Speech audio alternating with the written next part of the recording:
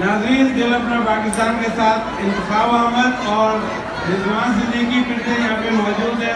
दिल अपना पाकिस्तान की टीम यहाँ पे कवरेज कर रही है, तो हम चाहेंगे कि हम पब्लिक पार्टिसिपेशन करें यहाँ पे।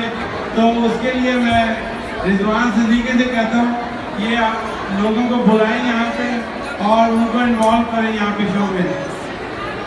बहुत बहुत शुक्रिया इंतखाब साहब। जैसे कि मैंने पहले भी बताया था कि ये आप लोगों का प्रोग्राम है, ये आप लोगों के लिए सजाया गया है।